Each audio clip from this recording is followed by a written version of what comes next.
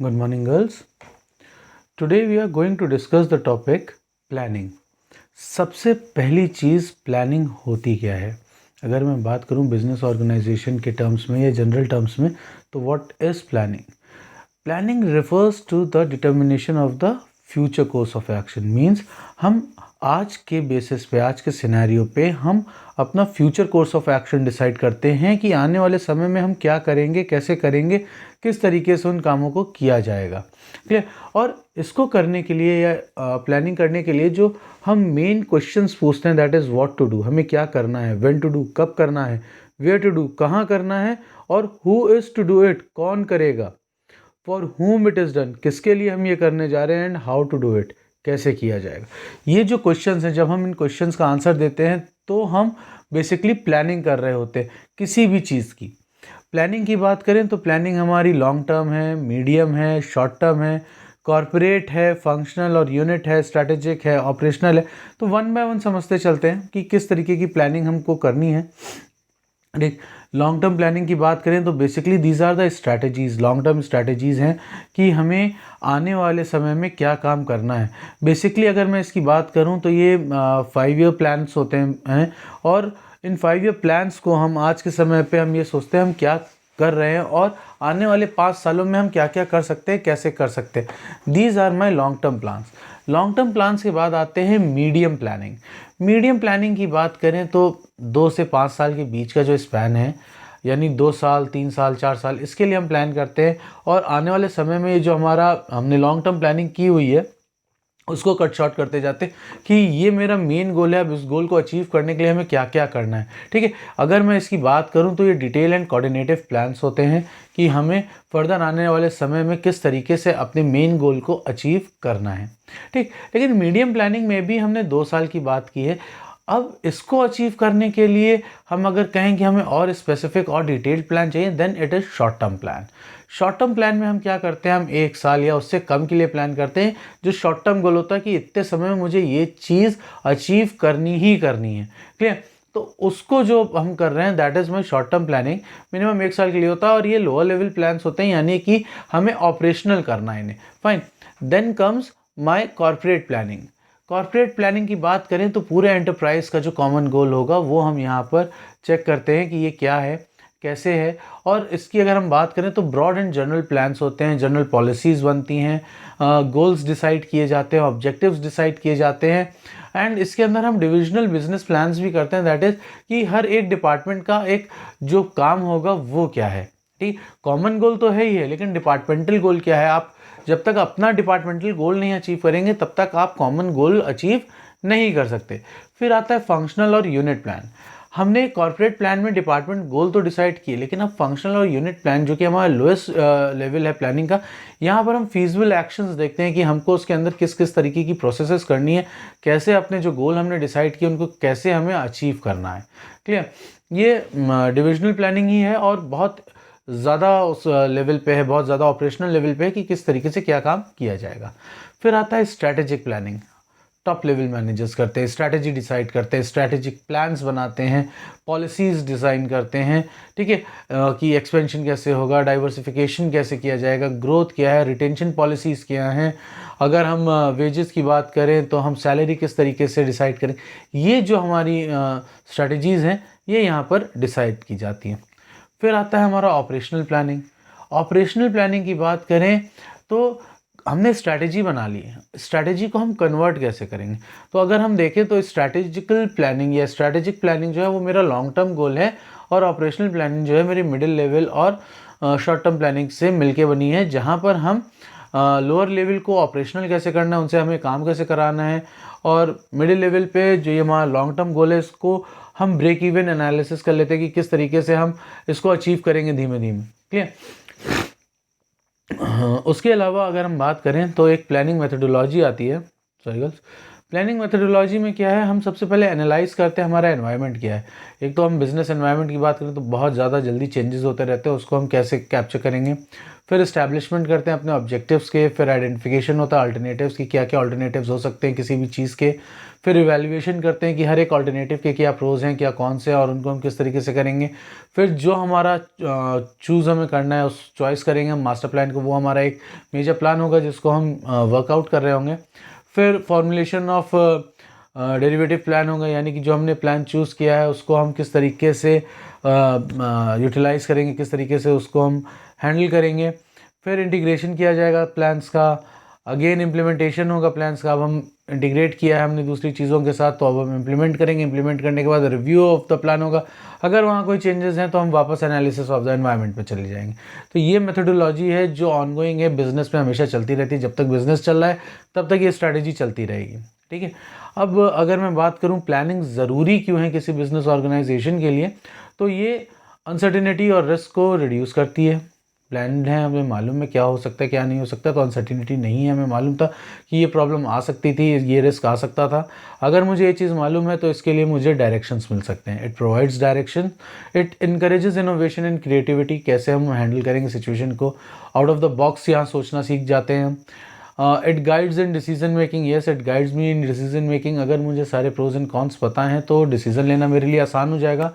And it provides attendants for controlling, yes अगर मुझे मालूम है कि क्या प्रॉब्लम आ सकती है तो उसके रिगार्ड्स में हम लोगों को कर सकते हैं कि yes you should be there to take actions, ठीक है। अब प्लानिंग तो हो गई, अब MIS का क्या रोल है प्लानिंग में। तो अगर हम देखें सॉरी प्लानिंग को अगर मुझे एफिशिएंट और इफेक्टिव बनाना है तो मैनेजर को बहुत सारी इन्फॉर्मेशन चाहिए, चाहे वो इंटरनल हो चाहे एक्सटर्नल हो। और एज वी नो MIS या मैनेजमेंट इन्फॉर्मेशन सिस्टम एक ऐसा प्लेटफॉर्म है जहाँ पर बहुत सारी इन्फॉर्मेशन स्टोर होती है। TPS से आती है, इंटरनल एनवायरनमेंट से TPS से आ रही है, एक्सटर्नल एनवायरनमेंट की हम स्टोर कर रहे हैं।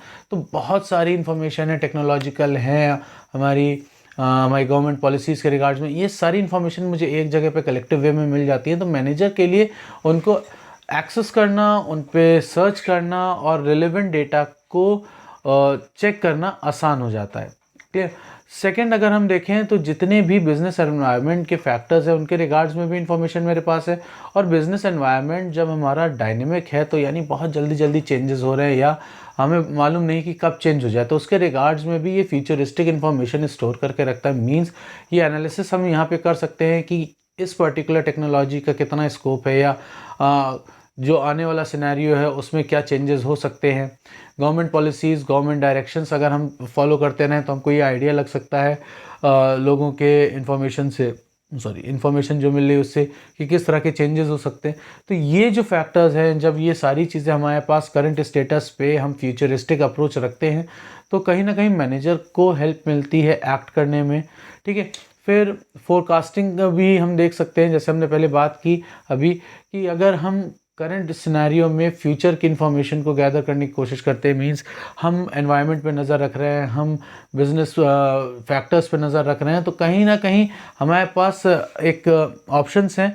और अगर मैं बिज़नेस की बात करूं तो एक सिंगल प्लेटफॉर्म पे या सिंगल स्ट्रैटेजी पे काम नहीं हो सकता, हमें मल्टीपल स्ट्रैटेजीज़ को फॉलो करना पड़ेगा, हमें स्ट्रैटेजी मिक्स रखनी पड़ेगी। जैसे यहाँ पर एक एग्जांपल लें, इस समय एक पेंडेमिक है, पेंडेमिक में बहुत सारी प्रॉब्लम्स बिजनेस हाउसेस को हुई, बहुत से बिजनेस जो स्मॉल स्केल बिजनेस थे वो बंद हुए, लेकिन जो फ्यूचरिस्टिक अप्रोच रख रहे थे जहाँ पर ये था कि हाँ जो पहले से ये 2019 के सितंबर से इंटरनेशनल या ग्लोबल मार्केट पर नज़र रखे हुए थे, जहाँ पर उनको इन्फॉर्मेशंस मिल रही थी कि कुछ इस तरह का पेंडेमिक चाइना में स्टार्ट हो चुका है, अगस्त से या अक्टूबर में बहुत ज़्यादा बुरी हालत हो गई थी, तो उनके दिमाग में था कि यह सिचुएशन बिगड़ सकती है और ग्लोबली इसका इफेक्ट उनको फ्रांस में, ब्राज़ील में, हर जगह दिख रहा था। तो उन लोगों ने पहले से ही कोर्स ऑफ एक्शन डिसाइड कर लिए थे कि किस तरीके से हम अपना प्रोडक्शन स्लो करें जिससे हमको फर्दर वहाँ पर उस समय दिक्कत ना आए, हम अपने एम्प्लॉयज़ को किस तरीके से हैंडल करें कि हमको बाद में उनको भी प्रॉब्लम ना हो, हमको भी प्रॉब्लम ना हो। तो ये जो चीज़ें हैं, ये अप्रोच जो है, ये हमारी फोरकास्टिंग ऑफ फ्यूचर स्टेट है, जिसको हम मिक्स्ड स्ट्रैटेजीज़ के साथ ही फॉलो कर सकते हैं, एक कॉमन स्ट्रैटेजी पे हम वर्क नहीं कर सकते। क्लियर। फिर आता है कि अगर हम बिज़नेस की बात करें तो फोकस शिफ्ट होता रहता है। मींस अगर मैंने बिज़नेस स्टार्ट किया है तो बिज़नेस स्टार्ट करने के बाद मेरा सबसे पहला फोकस क्या होता है कि मेरे बिज़नेस को एक मुकाम मिले, एक नाम मिले, एक पॉजिटिव वाइब बने मार्केट में मेरे लिए, लोग मुझे मेरे प्रोडक्ट के लिए पहचानें। फिर कुछ समय बाद जब स्टेबिलिटी आती है तो मेरा ये होता है कि ठीक है, अब मेरे पास कस्टमर्स तो हैं लेकिन अब मुझे कस्टमर बेस बढ़ाना है। उसके लिए मुझे मार्केटिंग स्ट्रैटेजीज चेंज करनी है। फिर एक टाइम आता है जब सैचुरेशन आता है, जब ग्रोथ फेज़ से हम निकल के थोड़ा सा मैच्योरिटी के फेज़ में आते हैं, तब मेरे दिमाग में होता है कि ठीक है यार, I have a lot of customer base right now, अब मुझे उसको रिटेन करना है। किसी तरीके से रिटेन करूँगा तो बिज़नेस अपने आप ग्रो करेगा। लेकिन एक टाइम ऐसा भी आता है जब डिक्लाइन होना स्टार्ट होता है, प्रोडक्ट मार्केट से जाने लगता है, लोग उसको पसंद नहीं करते। अब मेरे दिमाग में आता है कि मेरी सेल्स प्रमोशन कैसी हो कि मैं मार्केट में अभी भी अपनी पकड़ बनाए रहूँ। तो ये जो फोकस शिफ्ट हो रहे हैं, अगर एक अच्छा MIS में यूज़ कर रहा हूँ तो ये फोकस जो है शिफ्ट होने से पहले मुझे एक गाइडलाइन वो दे देगा कि अब मुझे क्या काम करना चाहिए, मेरा अब इस समय मार्केट में क्या रोल चल रहा है, किस तरीके की स्ट्रैटेजीज़ मुझे लेनी चाहिए जो मेरे बिज़नेस के लिए पॉजिटिव हों। ठीक है। और ये जो चीज़ें हैं, इस चीज़ से हमें बेनिफिट ये होता है कि हम अपने प्लान्स को पहले बना सकते हैं और प्रॉफिटेबिलिटी अपनी ऑर्गेनाइजेशन के लिए बढ़ा सकते हैं। ठीक है। अब प्लानिंग में फेलियर कहाँ आता है? जब हम इम्प्लीमेंट ना कर पाएँ सारी चीज़ों को प्रॉपर्ली। हमें इन्फॉर्मेशन भी मिल गई, हमें प्रोज एंड कॉन्स भी मिल गए, लेकिन हम डिसीज़न नहीं ले पाएँ। अब ये प्रॉब्लम तब आती है जब हम रिसोर्सेज को सही से यूज़ ना करें, और इन्फॉर्मेशन भी हमारी एक प्रॉपर रिसोर्स है। अगर इसको हम प्रॉपर्ली यूज़ ना कर पाएँ, कॉस्ट और क्वालिटी को हम यूज़ ना कर पाएँ, तो क्या होगा, कहीं ना कहीं हमें प्रॉब्लम आएगी। और इस जगह पर MIS एक ऐसा पर्टिकुलर प्लेटफॉर्म होता है जो कॉस्ट और क्वालिटी दोनों को हमें फ्रूटफुल करके देता है, हमें बताता है, ये हमारी इन्फॉर्मेशन को हमारे लिए, जो हमारा आज के टाइम में सबसे वाइटल रिसोर्स है, उसको प्रॉपर्ली हैंडल करता है हमारे लिए। एनालिसिस के इतने टूल्स हमें मिलते हैं जिससे हम आसानी से चीज़ों को एनालाइज कर सकते हैं। ठीक है। प्लान्स को एनालाइज करने के बाद, प्लान्स को इम्प्लीमेंट करने के बाद एक और चीज़ होती है, दैट इज़ फीडबैक। अगर हमें सही टाइम पे फीडबैक नहीं मिल रहा है, हमें क्रिटिकल टाइम पीरियड पे फीडबैक नहीं मिल रहा है, और स्ट्रेटजी परफॉर्मेंस पे क्रिटिकल फीडबैक्स नहीं मिल रहे हैं, तो क्या दिक्कत होगी, हम ना तो खुद ग्रो कर पाएंगे ना बिज़नेस को ग्रो कर पाएंगे, क्योंकि हमें नहीं मालूम कि जो हमने डिसीजंस लिए थे उनका इम्पैक्ट क्या है। तो फीडबैक एक सेकंड थिंग है जो MIS के लिए बहुत ज़रूरी है, जो एक MIS मेरे लिए बहुत अच्छे से हैंडल करता है, फीडबैक्स हमारे लिए प्रोवाइड कराता है। ठीक है। उसके अलावा MIS हमें प्लानिंग के टाइम पे नॉलेज बेस प्रोवाइड कराता है। नॉलेज बेस में हमारे पास्ट एक्सपीरियंसेस हैं, करंट सिनेरियोज हैं, करंट सिचुएशंस हैं, फीडबैक्स है, सारी चीज़ यहाँ पर हैं, और इनसे हम डिसीज़न लेना हमारे लिए थोड़ा सा आसान हो जाता है। ठीक है।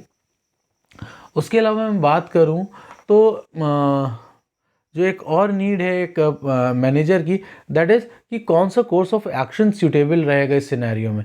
इसके लिए क्या है, हमारे पास सारी इन्फॉर्मेशन है, हम सब कुछ एनालाइज करते हैं, प्रोज एंड कॉन्स हैं, तो कंपैरेटिव स्टडी मैनेजर के लिए करना आसान हो जाता है। उसकी गट फीलिंग भी एक अपनी जगह है, बट एक कंपैरेटिव स्टडी उसे दिख रही है कि ये पर्टिकुलर कोर्स ऑफ एक्शन लेने पे हमको प्रॉफिट ज़्यादा है, या ये कोर्स ऑफ एक्शन लेने पर हमारा रिस्क फैक्टर कम हो रहा है। तो अब ये उसको डिसाइड करना है, हमें ज़्यादा प्रॉफिट पे जाना है कि हमें कम रिस्क फैक्टर पे जाना है। ये गट फीलिंग है उसकी। बट इन दोनों के प्रोज एंड कॉन्स अब मेरे पास हैं, तो मैनेजर के लिए एक सूटेबल प्लान ऑफ एक्शन, एक कोर्स ऑफ एक्शन सजेस्ट करना भी MIS का रोल है। ठीक है। अब अगर शॉर्टली मैं बात करूं कि एक MIS का क्या काम है, तो गोल्स एंड ऑब्जेक्टिव ऑर्गेनाइजेशन के डिसाइड करना में हेल्प करना, आइडेंटिफाई करना करेक्ट फोकस कि क्या काम हमें करना चाहिए, क्या कोर्स ऑफ एक्शन मैनेजमेंट को लेना चाहिए, स्ट्रैटेजी मिक्स देखना, स्ट्रैटेजी मिक्स में सारे प्लान्स के हमारे पास प्रोज एंड कॉन्स होते हैं, हम उस चीज़ को देखते हैं। देन जो स्टेटस है रिसोर्सेज का, हम उनको कैसे कॉस्ट एंड क्वालिटी में चेक करते हैं, और इवैल्यूएट करना परफॉर्मेंस फीडबैक के थ्रू। ठीक है। So this is the role of MIS in planning. तो अगर इसमें आपको कोई प्रॉब्लम हो तो please let me know, and I will try to solve your problem as soon as possible. Thank you so much girls.